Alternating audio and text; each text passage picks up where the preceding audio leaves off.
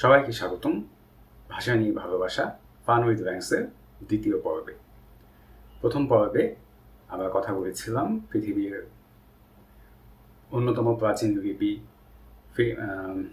প্রাচীন মিশরের লিপি থেকে ফিনিশীয় হয়ে কীভাবে বাংলা লিপির উদ্ভব হয়েছিল সেখান থেকে। এই পর্বে আমরা কথা বলবো একটি সম্পূর্ণ আলাদা ব্যাপারে, সেটা হচ্ছে দু রকমের ভাষা নিয়ে।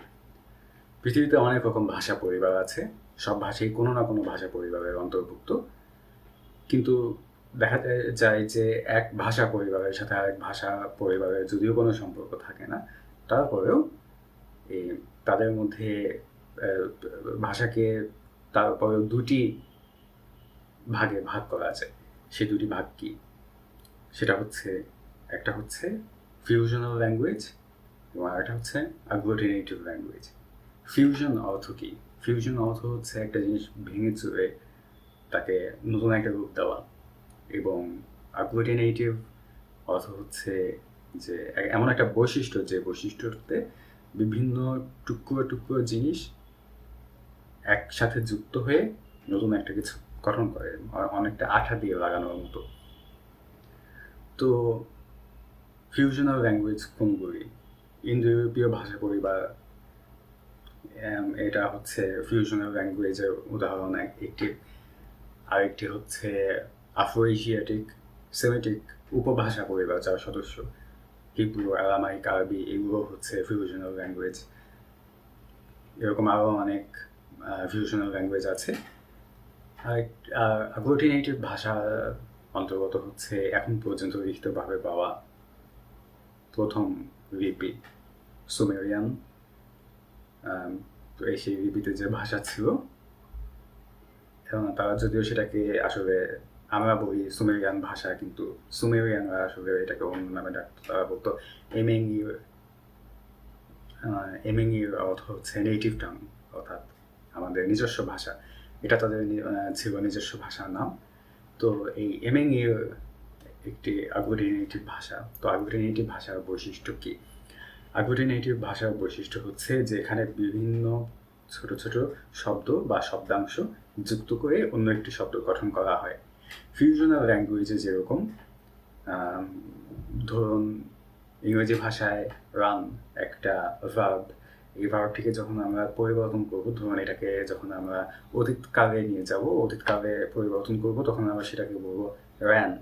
কিন্তু আগ্লুটিনেটিভ ভাষাগুলোতে এরকম হয় না। আগ্লুটিনেটিভ ভাষাতে এখানে একটা শব্দের ভেতরে কখনো কোনো পরিবর্তন আনা হয় না, যেটা ফিউশনাল ল্যাঙ্গুয়েজে করা হয়।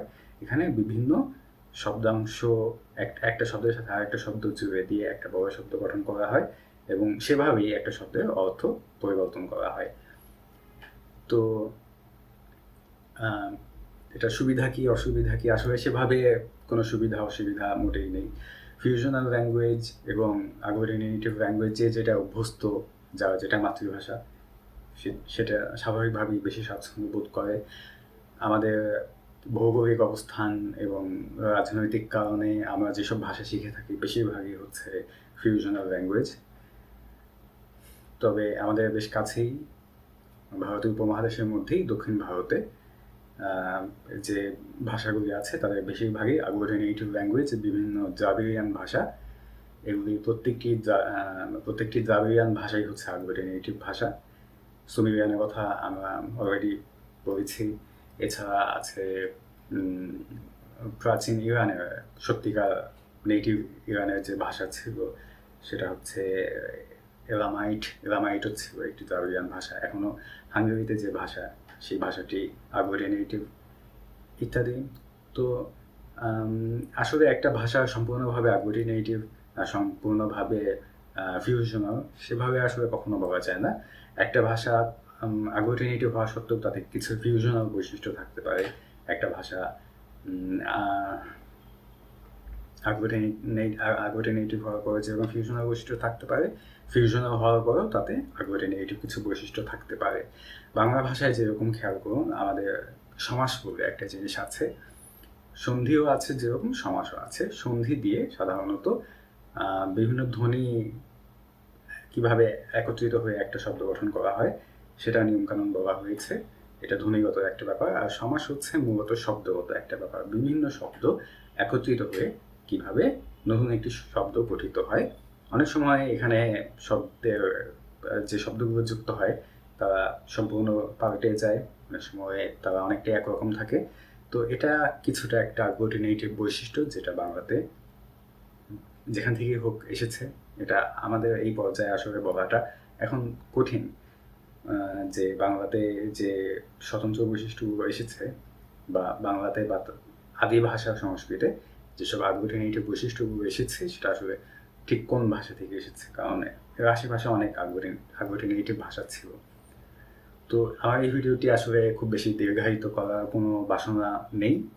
এর আগের ভিডিওটি বেশ বড় হয়ে গেছে এবং তাতে আমি একটা দীর্ঘ সময় এই জিনিসগুলো করেছি। তো এই ভিডিওটি এই জিনিসগুলি যথাসম্ভব বাকি রেখে করার ইচ্ছে আছে। কারো যদি মনে হয়ে থাকে যে এখানে আমার মানে ভাষা নিয়ে আমি তেমন কিছু বলিনি, সেটা কিছুটাই ইচ্ছাকৃত। এটা আসলে কোনো অনলাইন স্কুল না।